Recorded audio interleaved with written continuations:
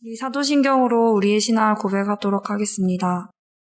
전능하사 천지를 만드신 하나님 아버지를 내가 믿사오며 그 외아들 우리 주 예수 그리스도를 믿사오니 이는 성령으로 잉태하사 동정녀 마리아에게 나시고 본디오 빌라도에게 고난을 받으사 십자가에 못 박혀 죽으시고 장사한 지 사흘 만에 죽은 자 가운데서 다시 살아나시며 하늘에 오르사 전능하신 하나님 우편에 앉아 계시다가 저리로서 산자와 죽은 자를 심판하러 오시리라. 성령을 믿사오며 거룩한 공예와 성도가 서로 교통하는 것과 죄를 사하여 주시는 것과 몸이 다시 사는 것과 영원히 사는 것을 믿사옵나이다. 아멘. 우리 함께 찬양하도록 하겠습니다.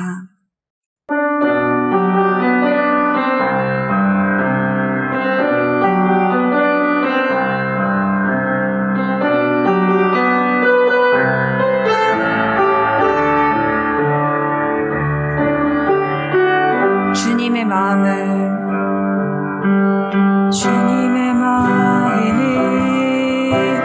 주님의 심장을 주님의 시선을 가진 자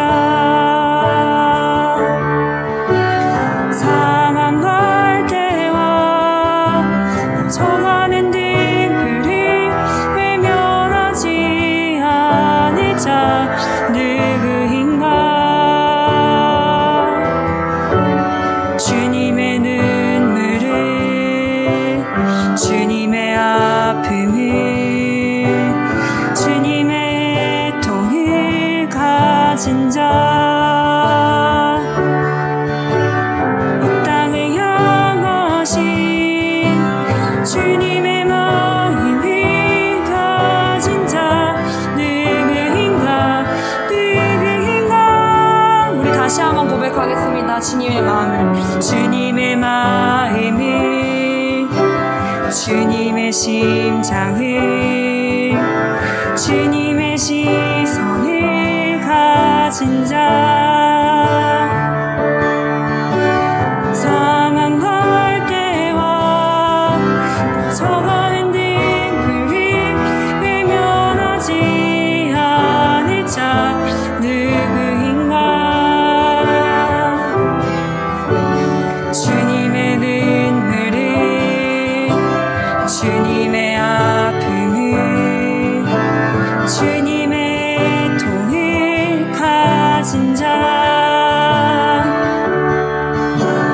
이 땅을 향하신 주님의 마음을 가진 자 누구인가.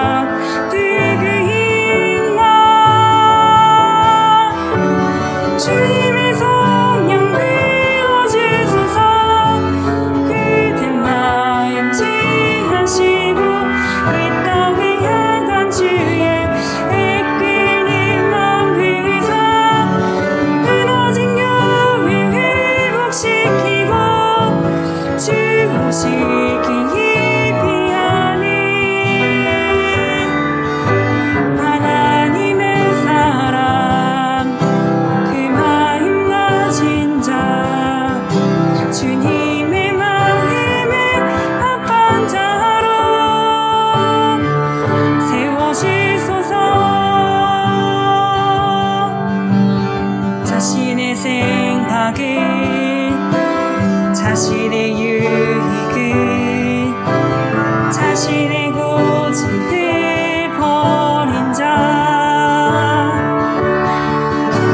주님 말씀에 온전한 순종과 믿음을 보일 자 누구인가.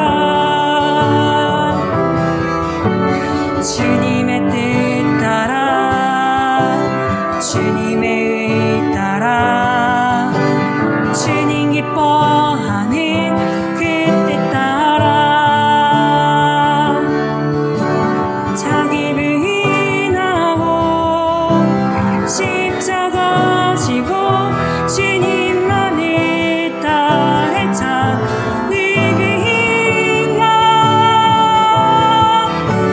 주님의 성령 부어주소서. 그대 마음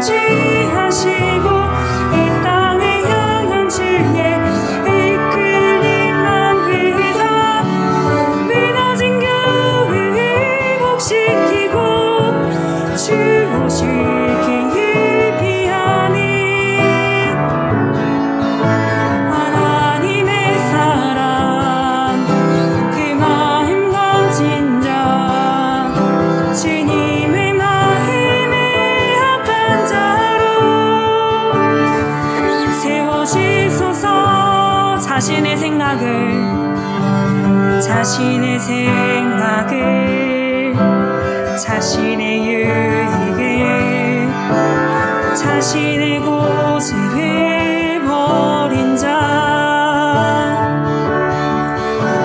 주님 말씀에 온전한 순종과 믿음을 보일 자 누구인가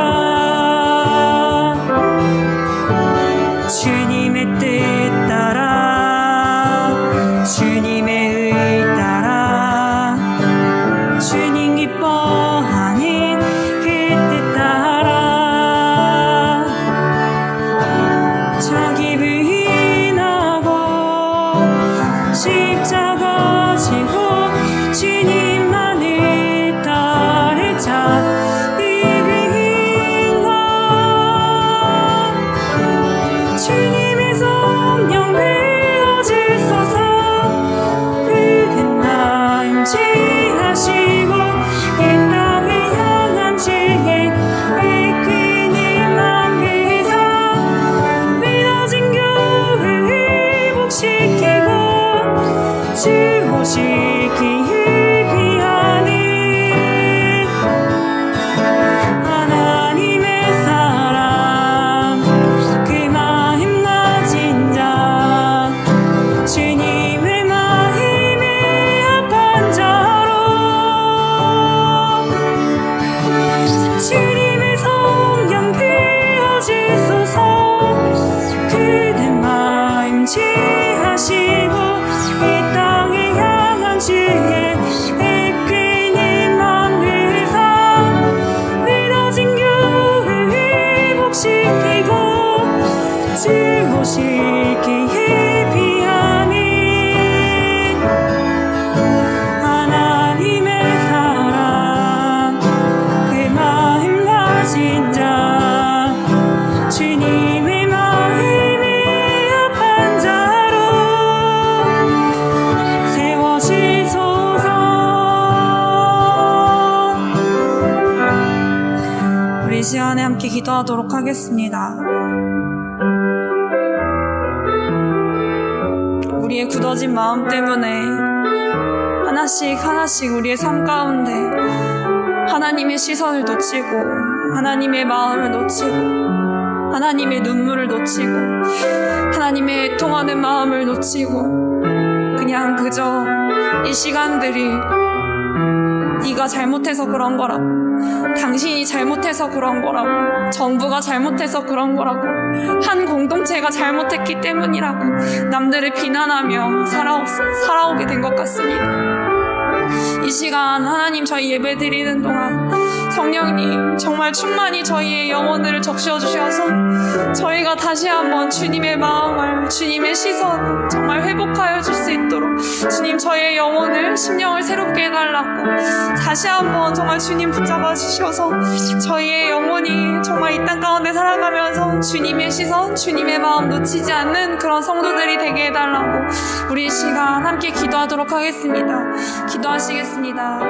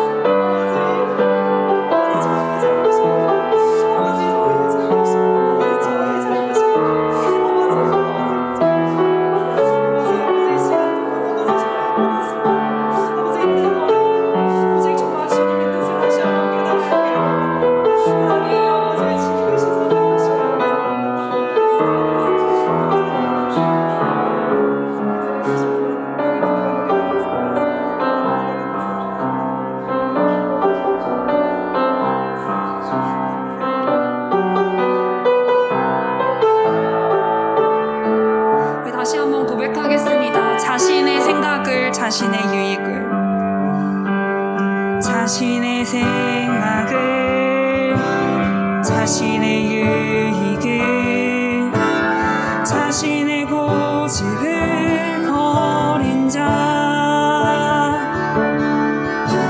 주님 말씀에 온전한 순종과 믿음을 보일 자는가 주님의 뜻 따라 주님의 의 따라 주님 기뻐하는 그 뜻 따라 자기 부인하고 십자가 지고 주님만을 따를 자 누구인가 주님의 성령 부어주소서 그대 마음 지하시고 이 땅에 향한 주의 이끌린 만비사 무너진 교회를 회복시키고 주 오실 길을 비하는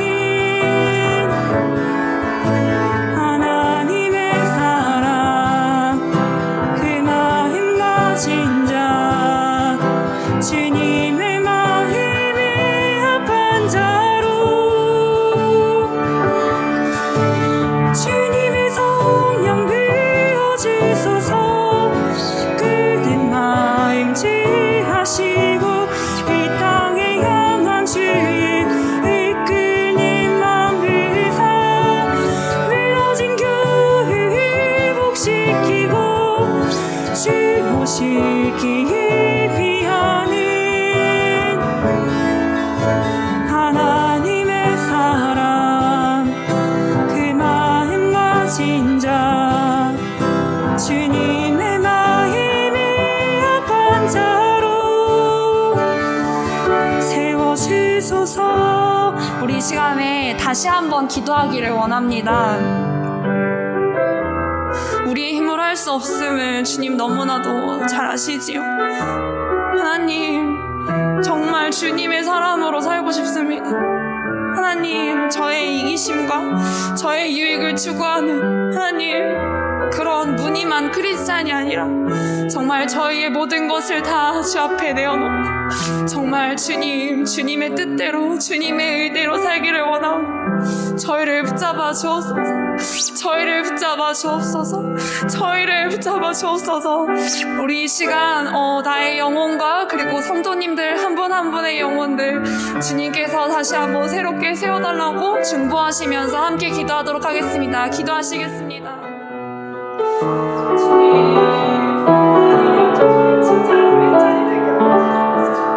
주님의 몸의 능력으로 하나님 그 말씀을 주고 하나님 저희 그 깊은 것들이 잘 안 깨어지고 하나님 저희의 욕심, 저희의 모두 다 깨어지고 하나님 오셔서 하나님만을 바라보시고 그런 우리 마지막 성도님들 될 수 있습니다. 주님 붙잡아 주옵소서. 아버지 아직도 깨져야 할 것들이 너무 많아. 아버지 저희 속에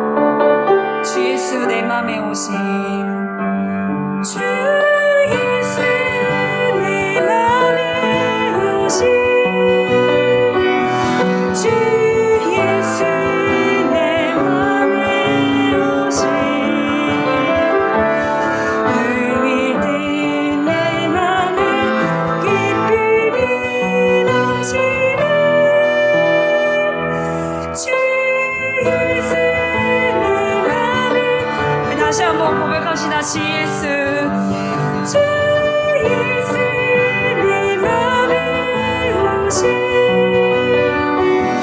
주 예수 내 맘에 오신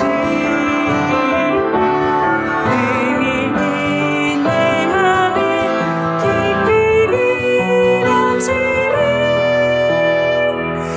주 예수 내 맘에 오신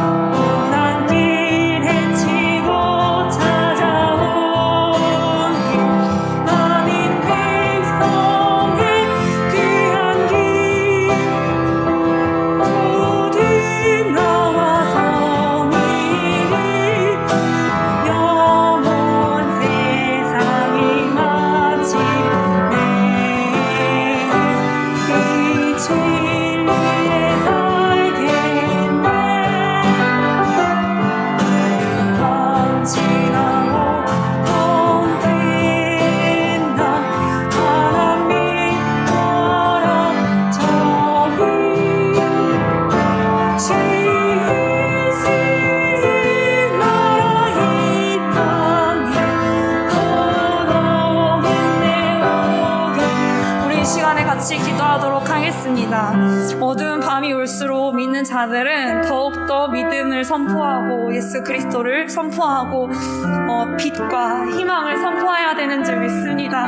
그것이 저희의 힘과 능이 아니라 정말 예수 그리스도, 우리를 구원하신 예수 그리스도 그 한 분 때문임을 우리가 기억하면서 이 어두운 시대에, 이 어둡고 정말 갈 길을 잃어버린 이 시대에 우리가 희망을 잃지 말자고, 믿음을 잃지 말자고, 가정에서든 회사에서든 내가 받는 그 모든 곳마다 정말 예수 그리스도를 믿는 믿음으로 그 희망과 복음을 선포하는 우리 성도님들 되시기를 우리 같이 함께 기도하도록 하겠습니다. 같이 기도하겠습니다.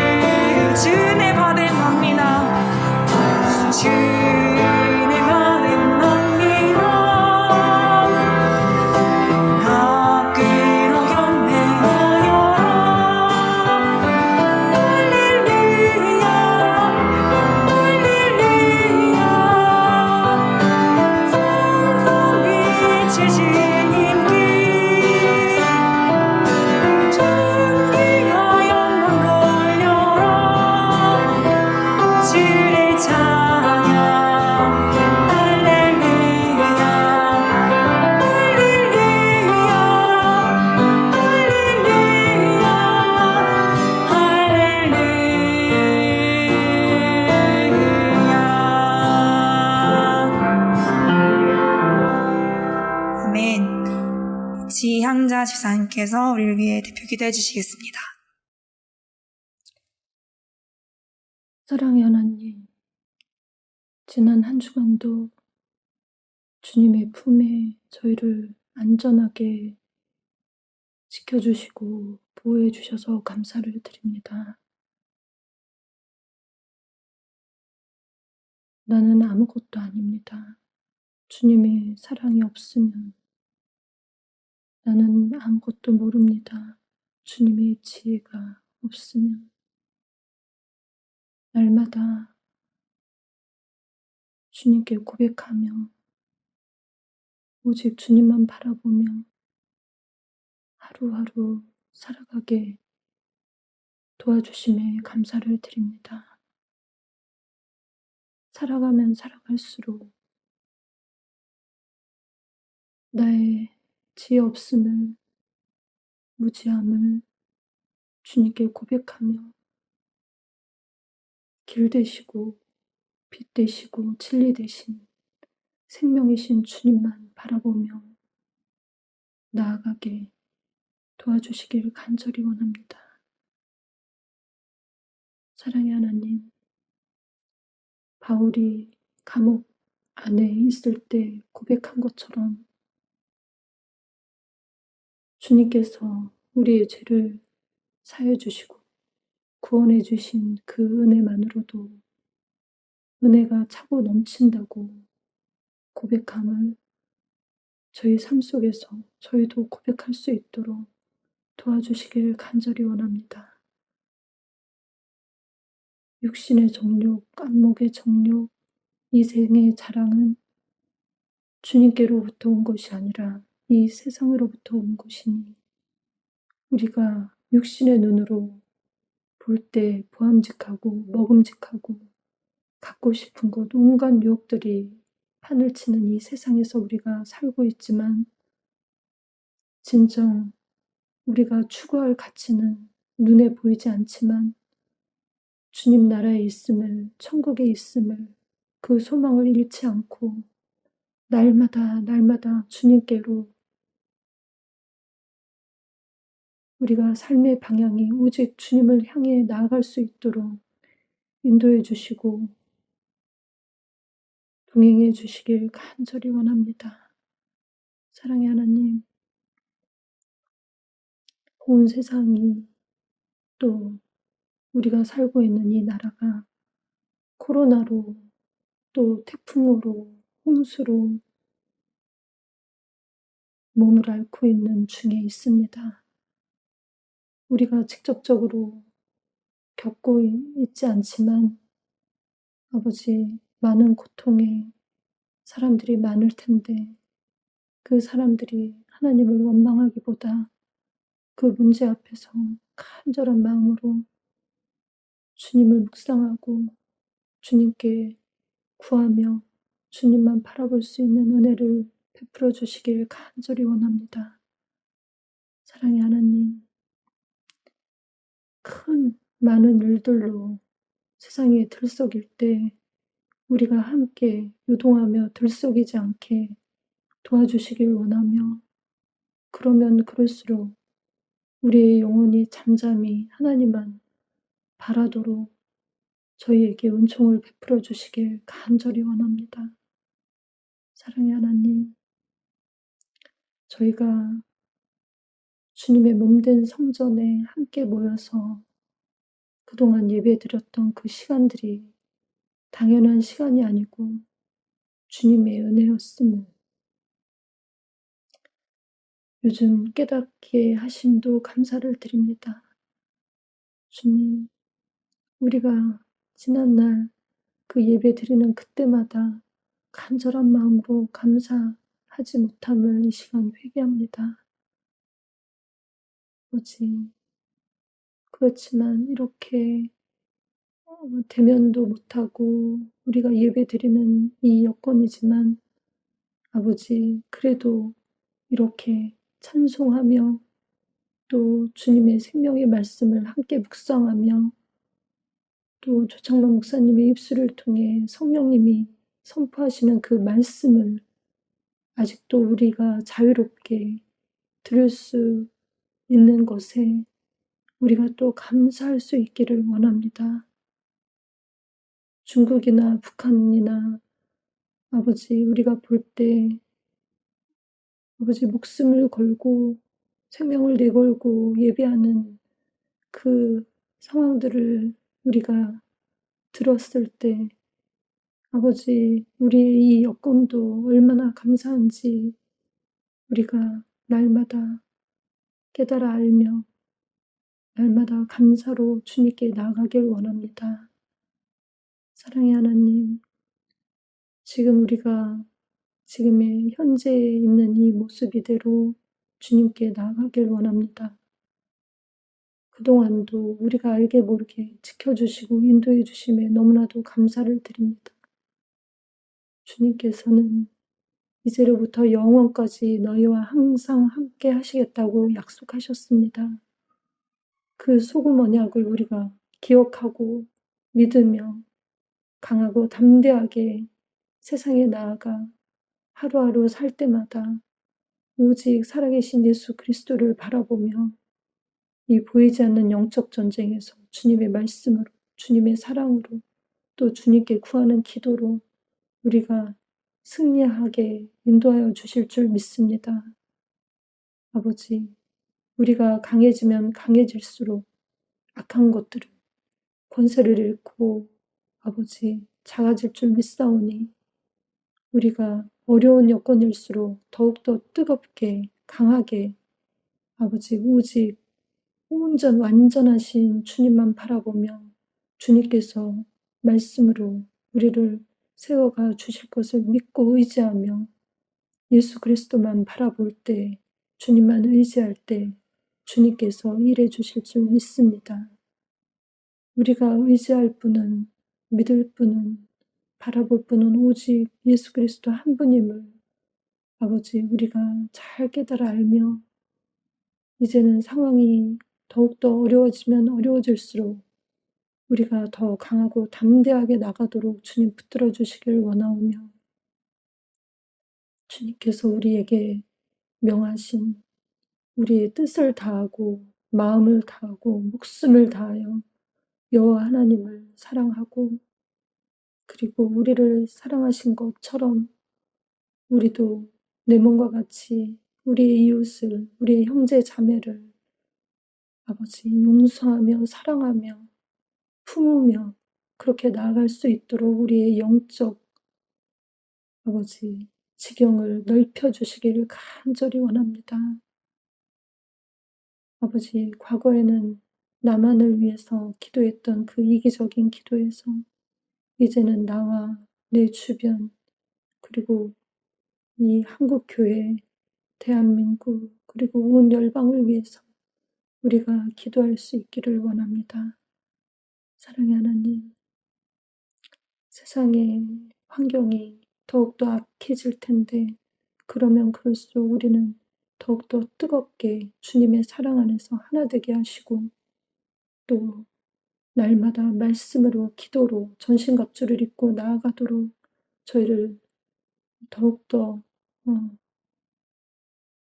강하고 담대하게 주님께서 주님의 시간에 우리를 지어가 주시기를 간절히 원합니다. 우리는 서로의 형편과 처지를 잘 알지 못하오니 성령님께서 도와주셔서 아버지 기도할 때마다 아버지 성령님의 인도하심으로 하나님께 마땅히 드려야 할 기도를 날마다 드리며 나아갈 수 있도록 주님 붙들어 주시옵시고 우리 주명교회 공동체 한 영혼 한 영혼 우리 각 지체들을 아버지 하나 되게 하시고 그 지체들의 형편과 처지를 주님 아시오니 아버지 주님의 참된 위로와 평안 가운데 하루하루 감사하며 나갈 수 있도록 지켜보아해 주시길 간절히 원합니다. 이제 주님의 말씀을 성령님의 도우심을 받아 선포하실 조창로 목사님의 입술을 성령님 주장하여 주시길 간절히 원하오며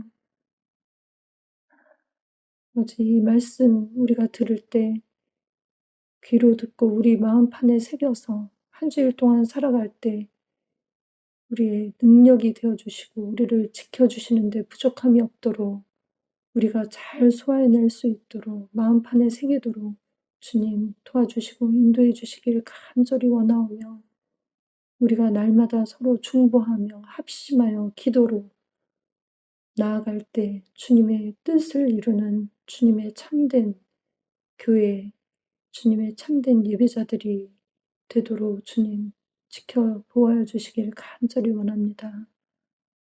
이 예배 처음부터 마치는 시간까지 이곳에 각 처소에 성령님께서 함께 임재하여 주시고 도와주시길 간절히 원하오며 이 모든 말씀 살아계신 예수 그리스도 이름으로 감사하며 기도드립니다. 아멘.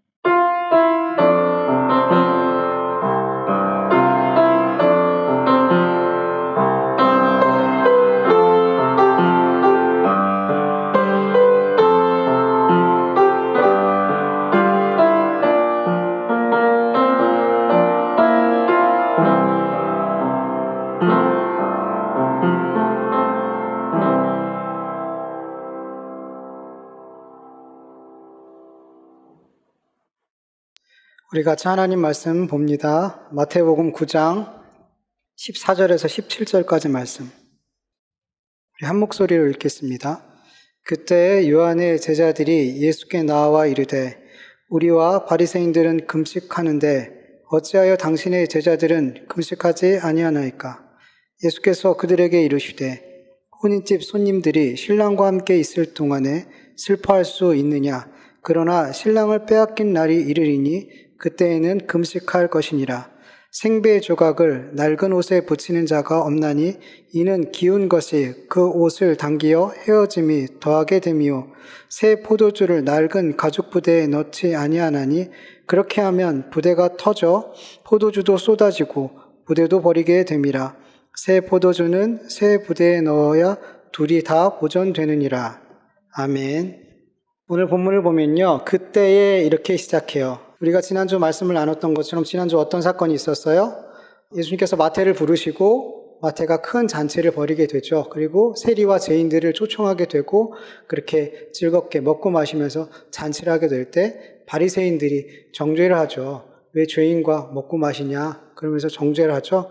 거기에 대해서 예수님께서 이제 비유를 들어서 그들의 정죄가 얼마나 잘못됐는지 그렇게 이야기하시죠. 그리고 이 사건이 끝나고 바로 이어서 어떤 일이 일어나냐면 세례 요한의 제자들이 예수님을 공격하는 장면이 나와요. 우리와 바리새인들은 금식을 하는데 어찌하여 당신의 제자들은 금식을 아니하나이까? 이렇게 세례 요한의 제자임에도 불구하고 예수님께 이런 공격적인 질문을 하고 있어요. 여러분, 세례 요한은 제자들에게 예수님을 하늘로부터 오시니 하나님이 보내시니 하나님의 아들, 세상 죄를 지고 가는 하나님의 어린 양, 이렇게 제자들에게 가르쳤단 말이에요. 뿐만 아니라 예수님은 흥해야 되고 나는 쇠해야 된다, 이렇게도 말했어요. 그리고 하나님을 믿는 자에게는, 아들을 믿는 자에게는 영생이 있고 아들에게 순종하지 아니하는 자에게는 영생을 보지 못하고 도리어 하나님의 진노가 그 위에 머물러 있느니라, 이렇게 제자들에게 가르쳤단 말이에요. 예수님이 바로 하나님의 아들 메시아임을 그렇게 제자들에게 세례 요한은 가장 먼저 증언했단 말이죠. 그런데 오늘 본문 보니까 세례 요한의 제자들이 바리새인에 이어서 금식의 문제를 가지고 예수님과 제자들을 비판하더라는 거예요. 여러분, 왜 다른 사람도 아닌 세례 요한의 제자들이 자신의 스승이 하나님의 아들 메시아라고 증언한 이 예수님을 비판하는 걸까요? 여러분, 지금 세례 요한이 어디 있어요? 분봉왕 헤롯, 그 동생 빌립의 아내 헤로디아를 자기 아내로 삼아버렸죠. 자기 동생의 아내를 자기 아내로 삼은 것에 대해서 책망을 했단 말이에요, 세례 요한이. 그래서 감옥에 갇혀있는 지금 형편이에요. 자기 스승은 옳은 얘기를 하다가 감옥에 갇혀서 고난당하고 있는데 예수님은 금식일에 죄인과 함께 먹고 마시는 걸 보니까 그 마음이 어떻겠냔 말이에요. 정말 예수라는 사람이 우리 스승이 증언한 메시아가 맞는가? 이런 생각이 마음속에 들지 않았겠냔 말이죠. 그리고 자기들과 바리새인은 금식한다, 이렇게 말하고 있어요. 그러니까 바리새인들과 세례 요한의 제자들 가운데 공통점이 있더라는 거예요. 그게 뭐예요? 세례 요한의 제자들도 그렇고 그리고 바리새인들도 그렇고 율법을 따라서, 그리고 정확히 얘기하면 장로들의 유전을 따라서 하나님을 섬기고 있었어요. 장로들의 유전을 따라서 매주 월요일과 목요일 그렇게 일주일에 2번씩 금식 생활을 했단 말이죠. 세례 요한의 제자들이나 바리새인이나 그들의 신앙의 핵심은 뭐냐면 율법을, 장로들이 전해준 그 유전을 얼마만큼 잘 지켜내느냐, 그게 그들에게 가장 중요했어요. 이것을 잘 지켜내는 것이 하나님을 잘 섬기는 것이고 이것을 잘 지켜야만 하나님 앞에 의롭다 여김을 받을 수 있다라고 믿었어요. 그렇기 때문에 죄인들과 식사를 하고 금식일을 지키지 않고 그들과 먹고 마시는 그 예수님을 볼 때 이 사람이 정말 하나님이 보내신 아들 메시아, 그렇게 보이지 않더라는 거예요. 예. 어떻게 하나님이 보내신 자가 하나님의 말씀을, 율법을 철저히 지키지 않을 수 있냔 말이죠. 그래서 요한의 제자들은 그 스승이 메시아라고 증언한 그 예수님을 향해서 의심 가득한 날선 질문들을, 비난을 그렇게 하게 된 거죠. 그러자 예수님께서는 세례 요한의 제자들의 그 질문에 대해서 3가지 비유를 들어서 이제 대답을 해주세요. 그 중에 오늘은 한 가지만 나눌 수 있을 것 같아요. 첫 번째 비유가 뭐죠?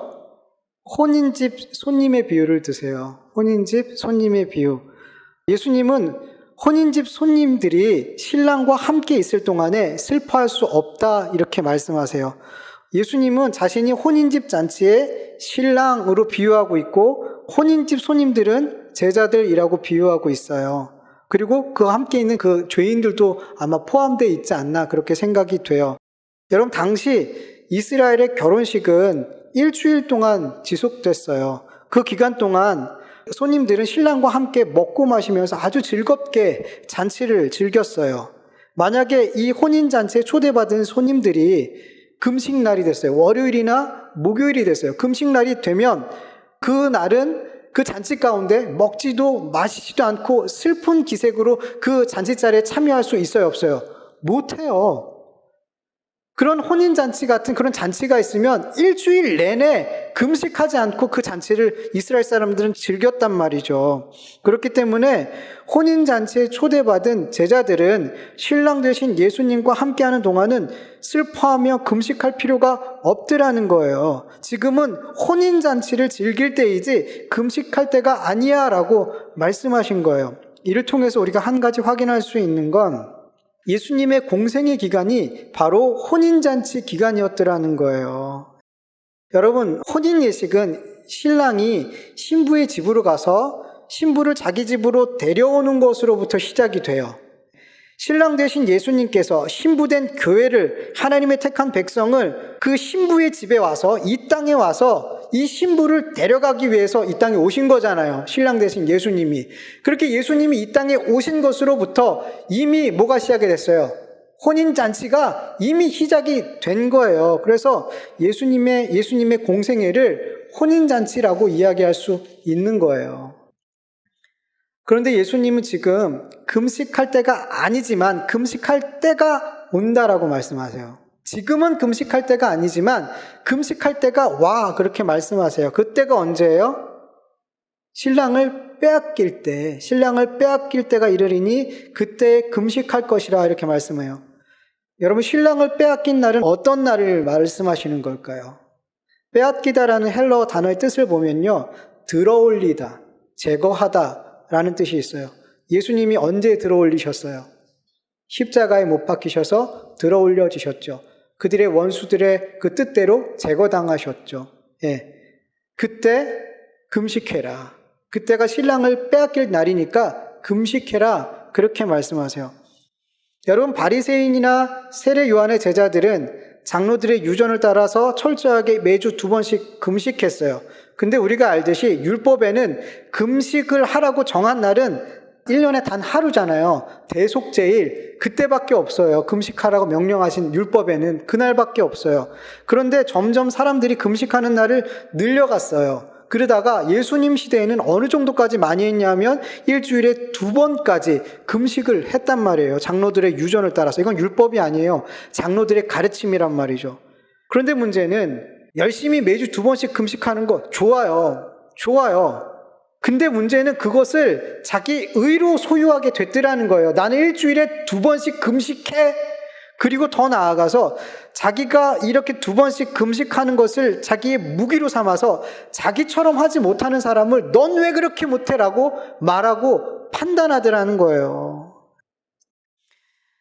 열심히 금식하는 가운데 일주일에 3번, 4번이라도 좋아요. 내 죄인됨을, 나의 먼지됨을 인정하면서 하나님을 온전히 의지하고 하나님의 뜻에 순종하고 내 이웃을 돌아볼 수 있는 그런 하나님이 정말 기뻐하는 금식을 하면 얼마나 좋겠냔 말이에요. 2번, 3번, 4번 뭐 어떠냔 말이에요. 정말 주님을 위한 거라면 그게 얼마나 우리에게 영적으로 유익이 되겠어요. 그런데 그런 금식을 하지 못했어요. 그들은 금식하면서 그 의로 예수님까지 판단하더라는 거예요. 예수님까지. 자기처럼 못한다고. 이들만 그러는 게 아니에요. 이거 바리새인들이 왜 그래? 세례 요한의 제자라면서 왜 그래? 아니요, 그게 우리의 모습이란 말이에요. 여러분, 이사야 58장 3절에서 6절까지 보면 하나님이 기뻐하시는 금식이 어떤 금식인지 나오죠. 우리 사람들이 말해요. 이스라엘 백성들이 하나님 앞에 따지듯 말해요. 우리가 금식하되 어찌하여 주께서 보시지 아니하시오며 우리가 마음을 괴롭게 하되 어찌하여 주께서 알아주지 아니하시나이까. 그때 말씀하세요. 보라, 너희가 금식하는 날에 오락을 구하며 온갖 일을 시키는도다. 보라, 너희가 금식하면서 논쟁하며 다투며 악한 주먹으로 치는도다. 너희가 오늘 금식하는 것은 너희의 목소리를 상달하게 하려는 것이 아니니라. 이것이 어찌 내가 기뻐하는 금식이 되겠으며 이것이 어찌 사람이 자기의 마음을 괴롭게 하는 날이 되겠느냐. 그의 머리를 갈대같이 숙이고 굵은 배와 재를 펴는 것이 어찌 금식이라 하겠으며 여호와께 연락되는 날이라 하겠느냐. 내가 기뻐하는 금식은 흉악의 결배를 풀어주며 멍에의 줄을 끌어주며 압제당하는 자를 자유하게 하며 모든 멍에를 꺾는 것 아니겠느냐. 이게 내가 기뻐하는 진짜 금식이야. 이렇게 구약에서 말씀하셨어요. 여러분, 바리새인들과 세례 요한의 제자들은 금식하면서, 지금 금식하는 날이거든요. 금식하면서 논쟁하고 다투고 악한 말로 예수님을, 제자들을 정죄하고 판단하더라는 거예요. 구약에서 말하고 있는 하나님이 기뻐하지 않는 금식을 그들은 하나님께서 받으실 거라고 생각하고 그렇게 금식하고 있더라는 거예요. 근데 여러분, 예수님은 지금 하나님이 기뻐하시는 금식을 하고 계시더라는 거예요. 죄인들의 흉악의 결박을 풀어주고 멍에의 줄을 끊어주고 죄에 압제당하는 그들을 자유케 하시고 죄의 멍에를 꺾어주시는 일을 지금 죄인들이 모인 그곳에서 하고 계시잖아요. 지금 누가 금식하는 거예요? 누가 금식하는 거고 누가 지금 하나님의 율법을 지키고 있는 거냔 말이에요. 여러분 지금도 이런 일이 얼마나 많이 일어나는지 몰라요. 교회 안에서. 이렇게 바리새인들과 세례 요한의 제자들처럼 그렇게 행위를 내세우면서 나 지금 이렇게 하나님 앞에 열심히 하고 있는데 당신 왜 그렇게 못하는 거야? 이렇게 다른 사람을 정죄하는 사람들이 얼마나 많아요. 근데 그렇게 하지 않아도 정말 하나님이 기뻐하시는 그 음식, 정말 하나님이 기뻐하시는 믿음의 삶을 살고 있는 사람들이 있단 말이에요. 이런 금식 주님께서, 하나님께서 돌보지 않는다고 말씀하세요. 이런 금식 하지 말라고 말씀하세요. 너희의 의를 세우기 위해서 때를 정해놓고 금식하지 말라는 거예요. 너희들 마음대로. 니들이 만든 금식 아니야.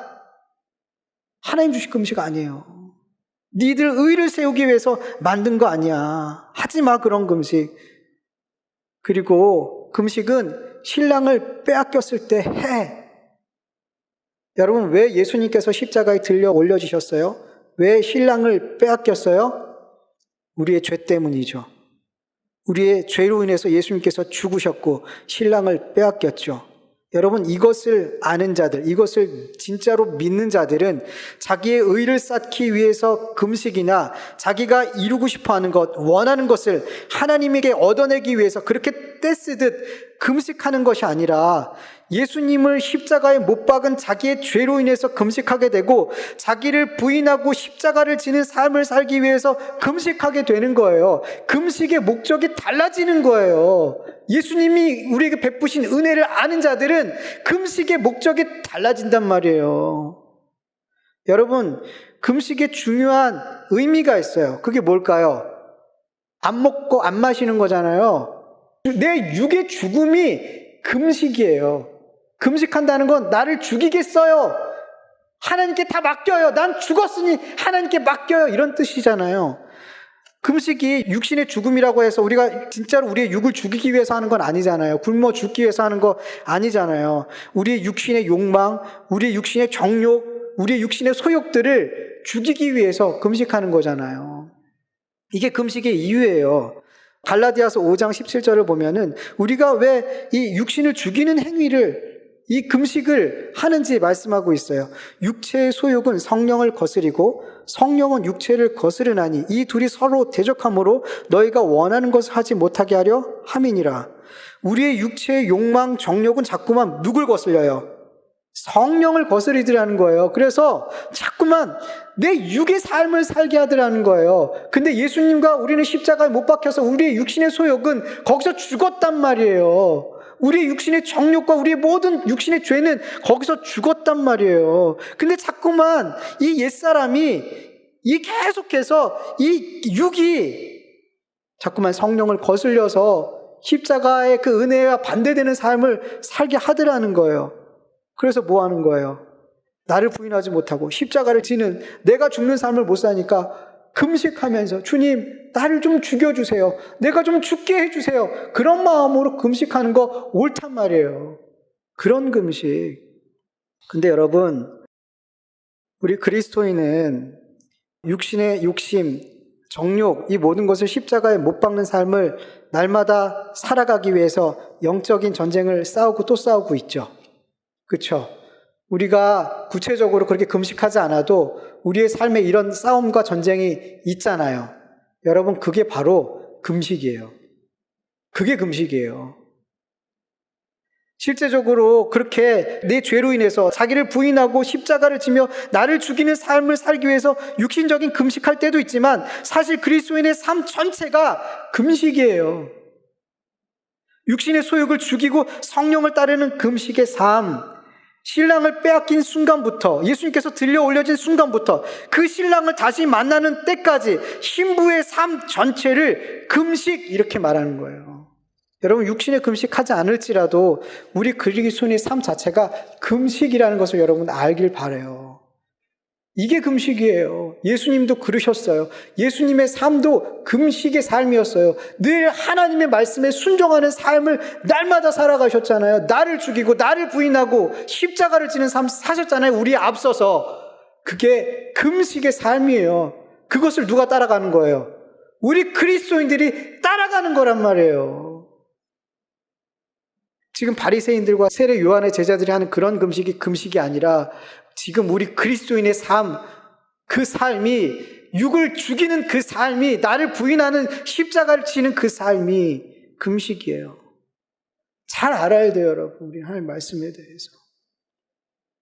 여러분, 지난주 말씀을 나눴던 것처럼 바리새인들은 세리 마태가 예수님을 위해서 큰 잔치를 벌이고 세리와 죄인들과 함께 먹고 마시고 즐거워할 때 이 잔치가 하늘의 잔치인 줄 몰랐죠. 그리고 정죄하고 비판했죠.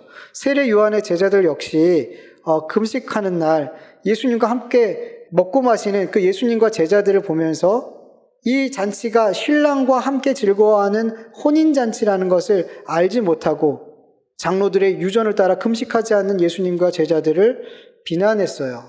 그래서 예수님은 비유를 드셨어요. 여러분, 예수님은 비유로 많은 말씀을 가르치셨어요.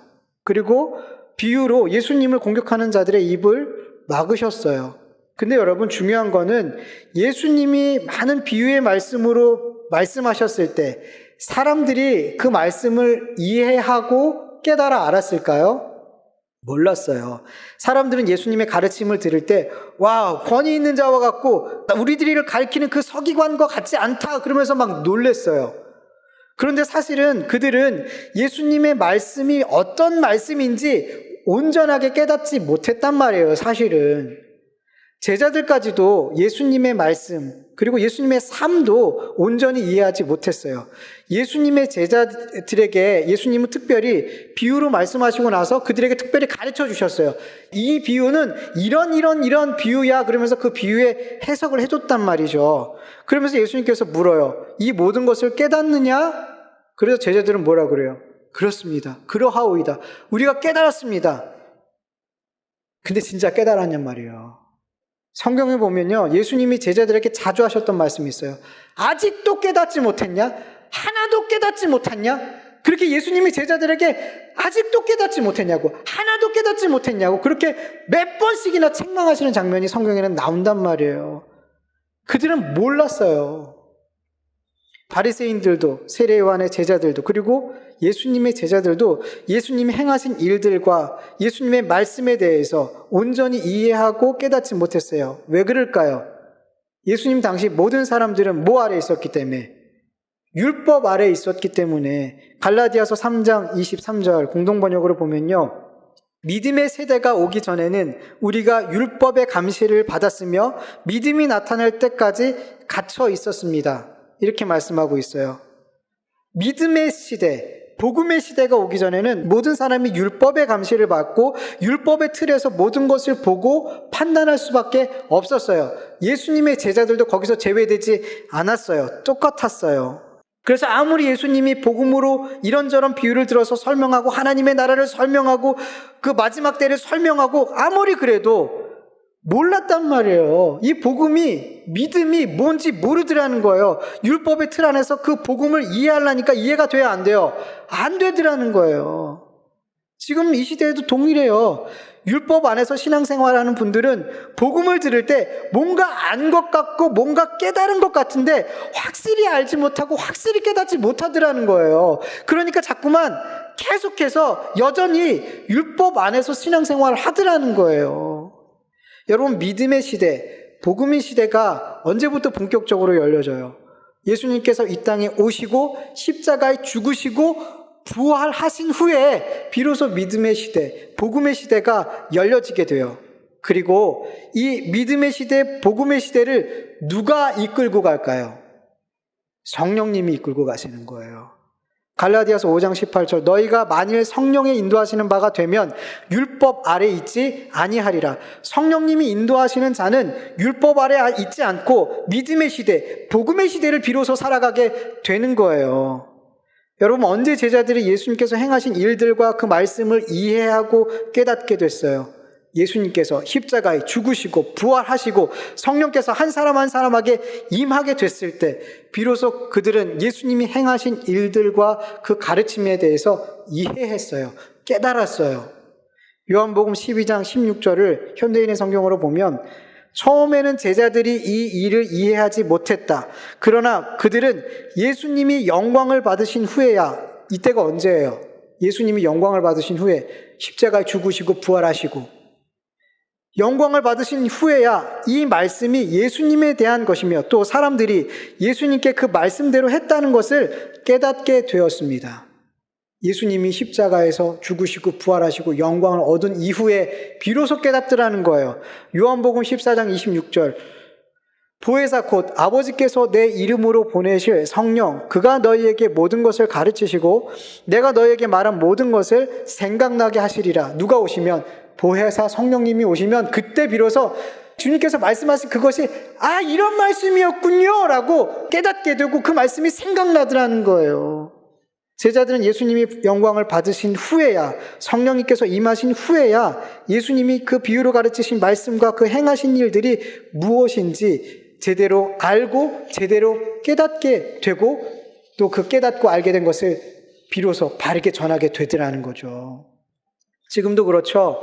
우리가 율법이 아닌 믿음과 복음으로 은혜 안에서 신앙생활하기 위해서는 성령께서 역사해 주셔야 돼요. 율법 안에서 신앙생활 하시는 분들에게는 성령께서 임하지 않았다는 말이 아니에요.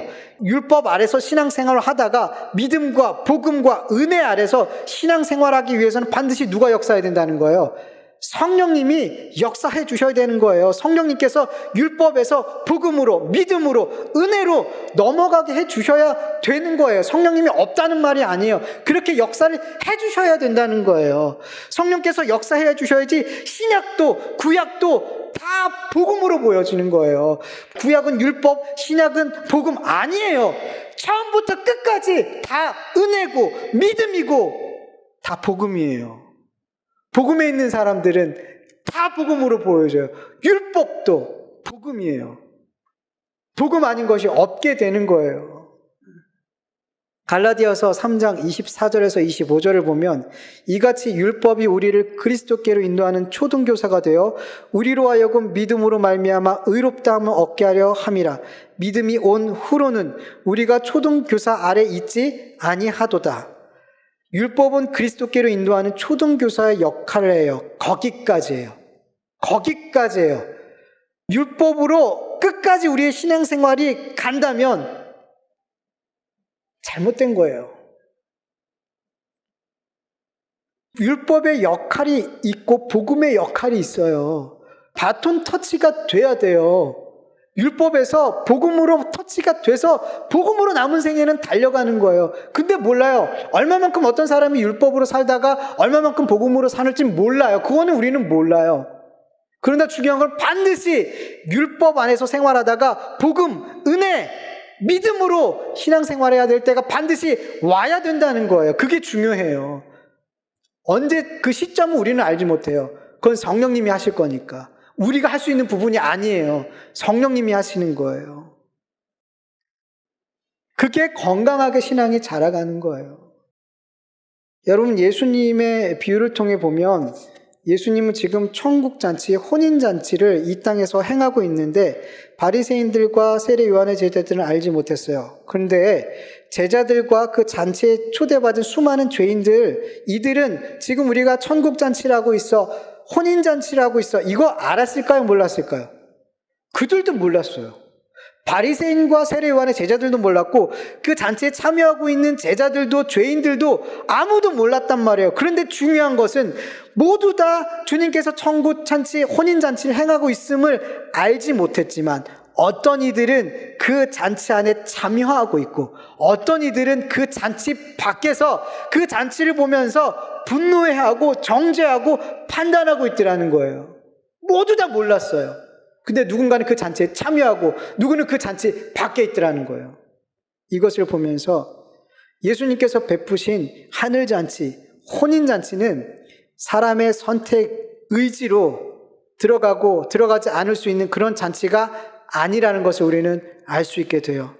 여러분, 천국잔치, 어린 양의 혼인잔치에 참여할 수 있는 자는 자신의 선택이나 의지나 노력으로 그 잔치에 참여할 수 있는 것이 아니고 처음부터 내가 저 주님의 혼인잔치에 참여해야지 이런 마음을 가지고 참여할 수 있는 그런 잔치도 아니라는 거예요. 하나님께서 믿음을 주신 자들이 예수님을 믿고 따르는 가운데 자기도 모르게 하늘의 잔치, 혼인잔치에 참여하고 있게 되더라는 거예요. 그러다가 깨닫게 되는 거예요.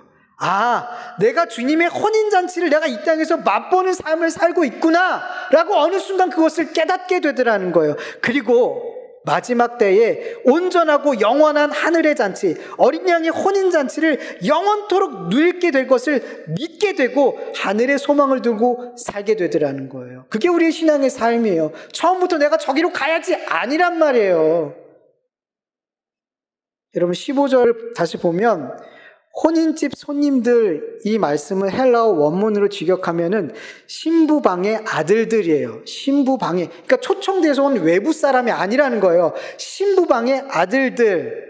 단순히 혼인집에 초대받은 손님이 아니라 신부집에 거하는 아들들이라는 뜻이죠. 여러분 알다시피 신랑은 누굴 상징한다 그랬죠? 예수님. 그럼 신부는 누구를 상징할까요? 요한계시록 21장 9절에서 10절을 보면 7 천사가 마지막 때에 7 재난이 가득 담긴 7 대접을 가졌는데 그 가운데 하나가 나에게 와서 말하기를 이리로 오너라. 어린 양의 아내인 신부를 너에게 보여주겠다. 나를 성령으로 휩싸고 크고 높은 산 위로 데리고 가서 하나님께로부터 하늘에서 내려오는 거룩한 도성 예루살렘을 보여주었습니다. 어린 양의 신부 누구예요? 뭐예요?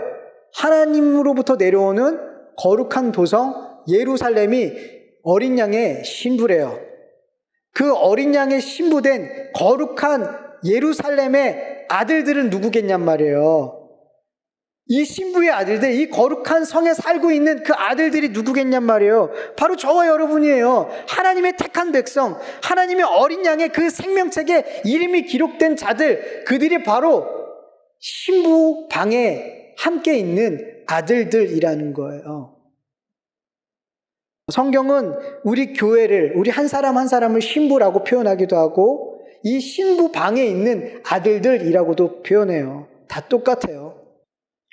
여러분 요한계시록 21장 27절에 보면 속된 것은 무엇이나 그 도성, 이 신부, 예수 그리스도의 신부된 이 예루살렘, 이 도성에 들어가지 못하고 가증한 일과 거짓을 행하는 자도 절대로 거기에 들어가지 못합니다. 다만 어린 양의 생명책에 기록되어 있는 사람들만이 들어갈 수 있습니다. 이렇게 기록되어 있어요. 여러분, 어린 양의 생명책에 이름이 농명된 자들만 참여할 수 있어요. 그렇다면 여러분, 어린 양의 생명책에 그 이름들이 언제 기록됐을까요?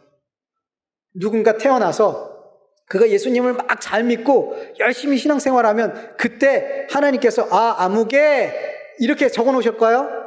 아니란 말이에요. 에베소서 1장 4절에 보면 곧 창세 전에 그리스도 안에서 우리를 택하사 예수 그리스도 안에서 예수 그리스도의 생명책에 우리 이름을 기록하셨는데 언제요? 창세 전에. 여러분 이 말씀만 봐도 우리의 의로 구원받는 거 아니란 말이에요. 우리의 의로 하나님 앞에 선택받는 거 아니란 거예요. 우리가 아무것도 하지 않았을 때 예수 그리스도 안에서 예수 그리스도의 그 생명책에 우리의 이름들을 하나님께서 창세전에 기록하셨어요.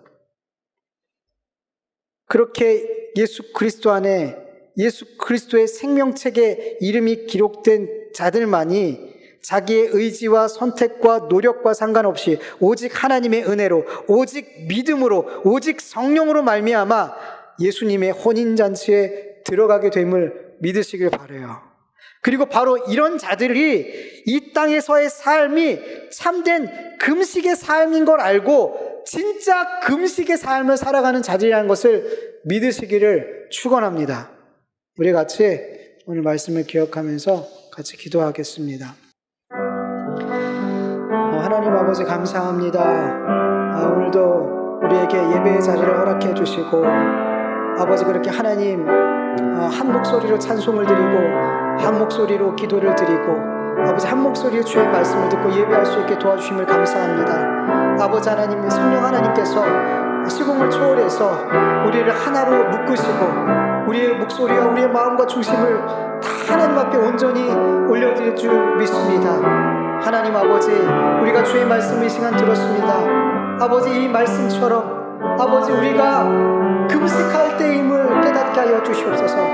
우리의 삶 전체가 주님 다시 오시는 신랑을 맞이하기까지 우리의 온 삶이 모든 것을 십자가에 못 박고 나를 부인하고 십자가를 지는 그런 참 금식의 삶임을 깨닫게 하여 주셔서 아버지 하나님, 우리가 바리새인이나 세례 요한의 제자들과 같은 그런 하나님께서 기뻐하시지 않는 그런 금식이 아니라 참으로 하나님께서 받으시는 금식의 삶을 살아갈 수 있도록 도와주시옵시고, 주의 성령께서 우리와 함께하여 주셔서 주의 말씀이 아버지 하나님 율법으로 읽혀지지 않게 하여 주시옵시고, 이거 해라 저거 하지 말아라 이게 아니라 이 말씀을 통해서 아버지 복음이 깨달아지게 하여 주시옵시고, 하나님의 은혜가 깨닫게 하여 주시옵시고, 아버지 하나님, 내가 얼마나 큰 죄이며 죄인된 괴수이며 이 죄인들 예수를 구원하신 그 놀라운 십자가의 사랑을 구약에서도 신약에서도 모든 말씀에서 깨달아 알아. 아버지, 그 하나님께 감사하며 아버지 이 감사하는 마음으로 주님을 위해서 어떻게 하면 주님을 기쁘시게 하는 삶을 살아갈까, 이러한 삶으로 나아갈 수 있도록 아버지, 그리고 그 삶이 바로 금식임을 깨달아 알 수 있도록 역사하여 주시옵소서. 감사하며 예수님의 이름으로 기도드립니다. 아멘. 이제는 우리 주 예수 그리스도의 은혜와 하나님의 다하심이 없는 사랑하심과 성령님의 인도하심과 교통하심과 충만하심이 우리의 이 땅의 모든 광야의 삶이 바로 금식의 삶임을, 다시 오실 주님이 오시는 그날까지 우리의 육신의 정욕과 아버지 우리의 육신의 모든 욕심을 십자가에게 못 박는 그런 금식의 삶임을 믿고 살아가기를 원하는 하나님의 자녀들과 그 가정과 그 일터와 이 나라 이 민족이 위해 영원토록 함께할지어다. 아멘.